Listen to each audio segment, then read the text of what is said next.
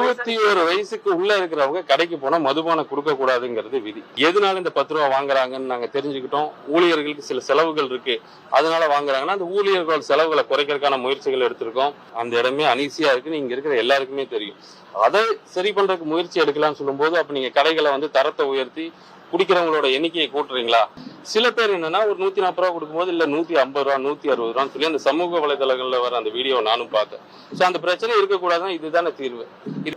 அது நீராகுது இந்த நம்ம தெலுங்கு மாதிரி ஒரு இதுதான். அது குடிக்கலாம், அது தப்பு இல்ல. கல்லு விவசாயிகளோட கோரிக்கைகளை மாண்புமிகு முதலமைச்சரோட கவனத்துக்கு எடுத்து சென்றிருக்கோம். பெரிய பிரச்சனையா இருக்கக்கூடிய இந்த 10 ரூபா அந்த எக்ஸ்ட்ரா வாங்குறாங்க, முறைகேடா வாங்குறாங்க அப்படிங்கிற பிரச்சனைக்கு ஒரு நல்ல ஒரு தீர்வு தான் இது. ஸோ அதனால இதை தவறான முறையில ப்ரொஜெக்ட் பண்ண முயற்சி பண்றாங்க, அப்படி நினைக்காதீங்க. இது அந்த அதுக்காக எடுத்த முன்னெடுப்பு கிடையாது.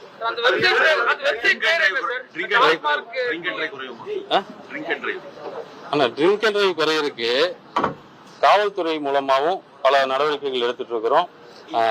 பெரும்பாலும் காவல்துறை மூலமா அதாவது 10 மணிக்கு மேல குடிக்கிறவங்க நிறைய அந்த அதிகமா குடிக்கிறவங்க நிறைய அந்த விபத்துல போய் சிக்கிடுறாங்க. சோ அதை தடுக்கிறதுக்கான முயற்சிகள் எடுத்துட்டு இருக்கோம். காவல்துறை மூலமா அதுக்கான தடுக்கிறதுக்கு முயற்சி. எனக்கு நான் அந்த ஒரு 4 வருஷத்துக்கு முன்னாடி எந்த பேப்பர்ல எந்த புக்ல ஏதாவது செய்தி படிச்சேன்னா அப்போ அப்படியே எழுதியிருக்காங்களா அப்படின்னு நினைப்பேன். ஆனா இப்போ நான் சில செய்திகள் பார்க்கும்போதும் படிக்கும் போதும் எப்படி இதெல்லாம் எழுதுறாங்கன்னு எனக்கே ஆச்சரியமா இருக்கும்.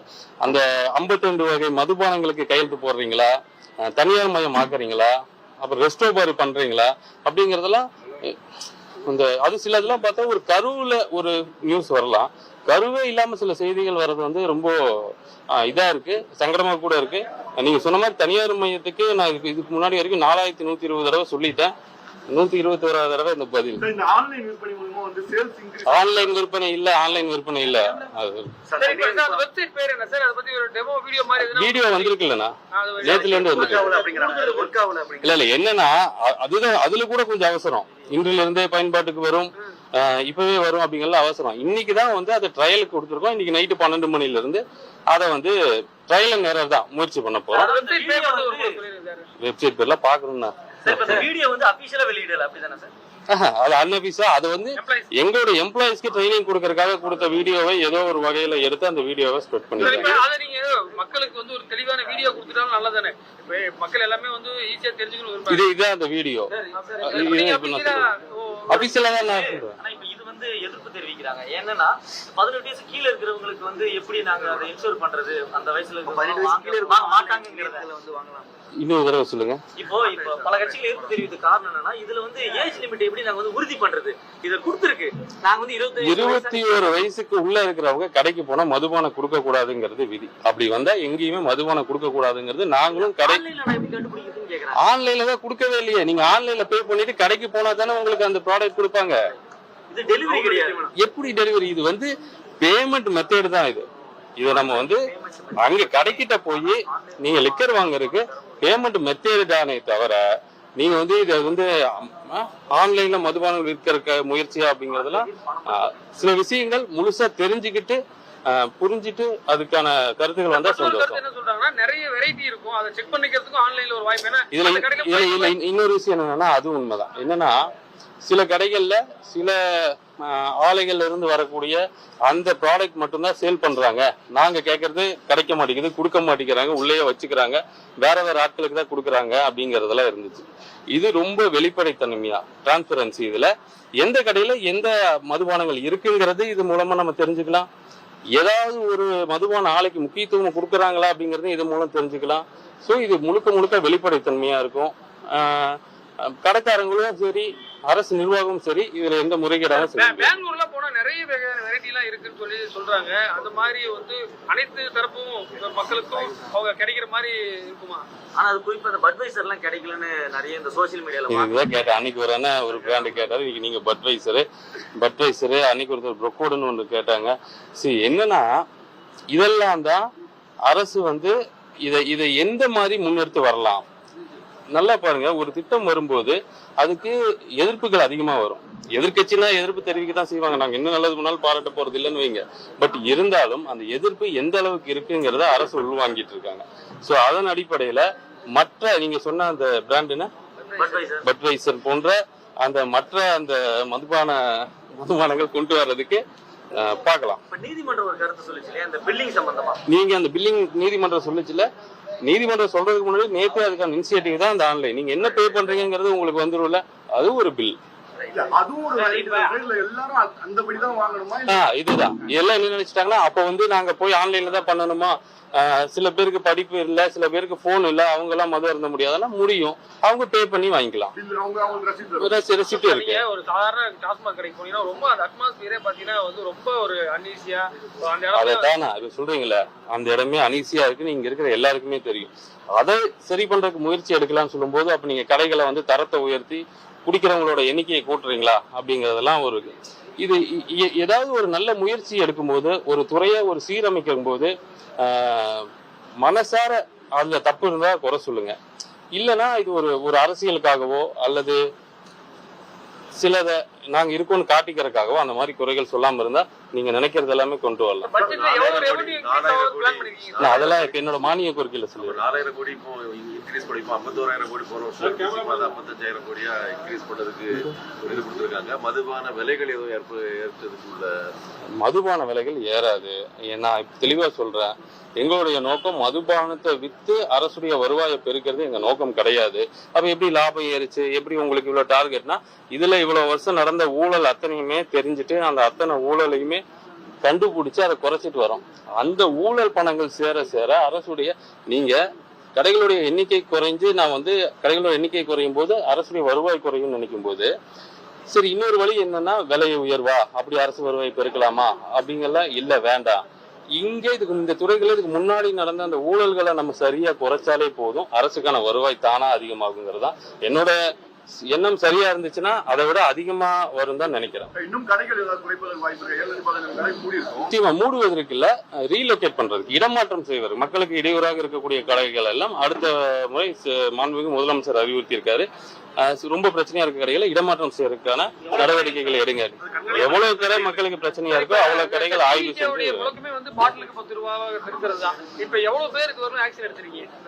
ஆனா கிட்டத்தட்ட அந்த நடவடிக்கை பாத்தீங்கன்னா எந்த கட்சியும் எடுக்க மாட்டாங்க. நீங்க எந்த ஆட்சியுமே எடுத்ததும் கிடையாது. இதுக்கு முன்னாடி சட்டமன்ற பேச்சுக்கள்லாம் நான் என் மானிய கோரிக்கைக்கு தயாராக இருக்காங்க, அதெல்லாம் படிச்சுட்டு வரேன். அதெல்லாம் பார்த்தா இந்த 10 ரூபாங்கிறது இன்னைக்கு நேற்று இல்லையாமா, 2011 இருந்து இந்த 10 ரூபா 5 ரூபா 2 ரூபா பிரச்சனைகள்லாம் இருக்குன்னு சொல்லி கடந்த அமைச்சர்கள் பேசின அந்த விவாதங்கள் எல்லாம் பார்த்தேன். இதை குறைக்கிறதுக்கு எந்த ஆட்சியுமே முன்னெடுக்கல. தமிழக வெற்றி கழகம் தான் முதல் முறையா வந்துச்சு. எதனால இந்த 10 ரூபா வாங்குறாங்கன்னு நாங்க தெரிஞ்சுக்கிட்டோம். ஊழியர்களுக்கு சில செலவுகள் இருக்கு, அதனால வாங்குறாங்கன்னா அந்த ஊழியர்கள் செலவுகளை குறைக்கிறதுக்கான முயற்சிகள் எடுத்திருக்கோம். அதே மாதிரி சில அதிகாரிகளுக்கு கொடுத்தோம்னு சொன்னாங்க, அந்த அதிகாரிகளை வாங்க விடாம தடுத்திருக்கோம். சில அரசியல்வாதிகளுக்கு கொடுத்தோன்னு சொன்னாங்க, அந்த அரசியல்வாதியும் வாங்க வேண்டாம் வேண்டாம்னு சொல்லிட்டோம். அதனால யார் மேல யாரு மேல கேக்குறீங்க? அவங்க அரசியல்வாதிகள் மேலதான் அந்த இப்பெல்லாம் ஒரு இந்த கேஸ்ல போட்டிருக்காங்களே, இந்த லஞ்ச ஒழிப்புத்துறை, அதெல்லாம் சேர்ந்த அவங்க பிரச்சனை என்ன சொன்னாங்கன்னா, அந்த கேஸ் இங்கதான் இருக்கிறாரு, அந்த கேஸ் வந்து இறக்குறாங்கல்ல, அந்த கேஸ் இறக்குற கூலிகள் வந்து குறைச்சிட்டோம். அப்புறம் அதே மாதிரி கடையோட கரண்ட் பில்லு செலவு இருக்குனாங்க, அந்த கரண்ட் பில்லு செலவை குறைச்சிட்டோம். திருப்பி வந்து அவங்க கடை வாடகை ஒரு பிரச்சனை இருக்குனாங்க, அதையும் சரி பண்ண முயற்சி பண்ணிட்டோம். அட்டை பாக்ஸ்ல உள்ள பிரச்சனை இருக்காங்கன்னா அடுத்த டெண்டர்ல அட்டை பாக்ஸோட அந்த பிரச்சனைகளை அடுத்த டெண்டர் வரும்போது அதுவும் முடிஞ்சிடும். அப்புறம் பார்க்ல இருந்து எங்களுக்கு டிமாண்ட் பண்றாங்க அப்படின்னாங்க, நீ அடுத்த டெண்டர் பார் வரும்போது அவங்களும் அதை பண்ணக்கூடாதுன்னு முடிவு பண்ணிட்டோம். ஸோ அப்புறம் எங்களோட சம்பளம் வந்து ரொம்ப கம்மியா இருக்குனாங்க, அதுலயும் முதல் கட்டமா 25% சம்பளமும் இஎஸ்ஐயும் அவங்களுக்கு கொடுக்கறதுக்கு வழிவகை பண்ணிட்டோம். இதெல்லாம் ஏன் பண்ணோம்னா, அரசு கிட்ட இருந்து மட்டும் கிடையாது, அரசுல நடக்கிற ஊழல் மட்டும் கிடையாது, கன்சியூமர் இருந்து கன்சியூமருக்கே தெரியாம வாங்கக்கூடிய பணங்களையும் தடுக்கணும் அப்படிங்கறது அரசுடைய எண்ணம். அதனாலதான் இப்ப வந்துச்சு பாத்தீங்களா. எதனால வாக்குவாதம் வருது? நேரா போய் பணம் கொடுக்கும் போது 140 ரூபாய் இன்னொரு 20 ரூபா கொடுங்கன்னு சில பேர், பல பேர் மாறிட்டாங்க. சில எங்களுடைய தொழிற்சங்க நண்பர்கள்லாம் நாங்க வாங்கவே மாட்டோம்னு அதே இதுல செஞ்சுட்டு இருக்கிறாங்க. சில பேர் என்னன்னா ஒரு 140 ரூபா கொடுக்கும்போது இல்ல 150 ரூபா 160 ரூபான்னு சொல்லி அந்த சமூக வலைதளங்கள்ல வர அந்த வீடியோ நானும் பார்த்தேன். ஸோ அந்த பிரச்சனை இருக்கக்கூடாதுன்னா இதுதானே தீர்வு. இதை எடுத்து இதை வரவேற்க தானே செய்யணும். இதுல என்ன தப்பு இருக்கு? உங்களுக்கு ஏதாவது தெரியுதா இது தப்புன்னு? மக்களுக்கு நீங்க என்ன புரிஞ்சுட்டு இருக்காங்கன்னா சுமோட்டோ மாதிரி வந்து வீடு தேடி இது அந்த மாதிரி அப்படி எப்படி எந்த அடிப்படையில புரிஞ்சுக்கிறாங்க? யார் அவங்களை எஜுகேட் பண்றா? அப்ப யாரோ இதை தப்பா டைவர்ட் பண்றதுக்கு ஒரு கூட்டமே உட்கார்ந்துட்டு இருக்குன்னு வீடு நினைக்கிறேன். தேடி டோர் டெலிவரி கிடையாது. எப்படி இது என்ன அவ்வளவு அத்தியாவசியமா டோர் டெலிவரி வீடு வீடா பண்றதுக்கு? 717 கடைகள் வந்து நம்ம வழிபாட்டு தலங்கள் பள்ளி கல்லூரி கடைகள் இருக்கு நம்ம மூடுறதுக்கு முயற்சி பண்ணிட்டு இருக்கோம். ஆனா இன்னமும் அது இயங்குறதா அண்ணாமலை சமீபத்துல ஒரு ட்வீட் போட்டு சொல்லியிருந்தாரு. அது கவனத்துக்கு வந்துதான் நாங்க இன்னும் அதெல்லாம் கவனத்துக்குலாம் அன்னைக்கே வந்துச்சு. பட் அந்த அவரு சொன்னது வந்து மதிப்புக்குரிய அண்ணாமலையில மட்டும் கிடையாது, இன்னும் நிறைய பேர் சொல்லியிருக்காங்க. எங்க பகுதியில எங்களுடைய வீட்டு பக்கத்துல இது மாதிரி கடைகள் இருக்குன்னு சொல்லி. அதான் நான் சொன்ன பாருங்க, அத்தனை கடைகளுமே ஆய்வுக்கு எடுத்துட்டு இருக்கோம். பிரச்சனைக்குரிய கடைகள் எல்லாமே இடமாற்றம் செய்யறதுக்கு என்னென்ன ஏற்பாடோ அதெல்லாம் பண்ணிட்டு இருக்கோம். துறை சார்ந்த அமைச்சரா வந்து நீங்க வந்து வாகனத்துல போகும்போது அந்த டாப்மன் கடையில அவ்வளவு கூட்டவங்க நின்று அந்த பொருள் எல்லாம் வாங்க போகும்போது உங்களுடைய மனநிலை எப்படி சார் இருக்கு? அது மட்டும் இல்லாம அங்க வந்து பெண்கள் வந்து போறது வரது ரொம்ப சிரமமா இருக்குன்றாங்க. இருக்கிற 4500 கடைகளும் 4048 எல்லா கடைகளும் அந்த நிலை தான் இருக்கு. பெண்கள் போக முடியல, வர முடியல. அவங்க வந்து தண்ணி சாப்பிட்டதுக்கு அப்புறம் அவங்களுடைய பிஹேவியர் வந்து வேற மாதிரி இருக்கு. இதெல்லாம் தடுப்பதற்கு என்ன மாதிரியான ரொம்ப வருத்தமா தான் இருக்கு. அது எப்படி சொல்றது? ஏன்னா நாங்க எங்கேயோ வெளியூர்ல இருந்து வரல, இதே ஊர்ல பிறந்து இதே ஊர்ல வந்து அந்த மாதிரி கடைகள் பக்கத்துல குடியிருந்து அதெல்லாம் கடந்து வந்து அதெல்லாம் பார்த்து வந்தவங்க தான். அது ரொம்ப கஷ்டமா இருக்கு. அதெல்லாம் மாத்துறதுக்கான முயற்சி தான். நீங்க வந்து இப்போ 2 மாசத்துல இந்த டாஸ்மாக் துறையை மட்டும் எடுத்துக்கோங்க. எத்தனை அதை சரி பண்றதுக்கான எத்தனை வேலை செஞ்சிருக்கோம், எத்தனை எதிர்ப்பு வந்திருக்கு, எத்தனை பேர் குறை சொல்லி இருக்காங்க. நான் எடுக்கிற முயற்சி எல்லாமே எடுத்தவனே தப்புன்னு சொல்லி அதை பார்த்து அது சக்சஸ் பண்ணதுக்கு அப்புறம் இல்ல சரிதான் அப்படின்னு சொல்லக்கூடிய ஆட்கள் நிறைய இருக்காங்க.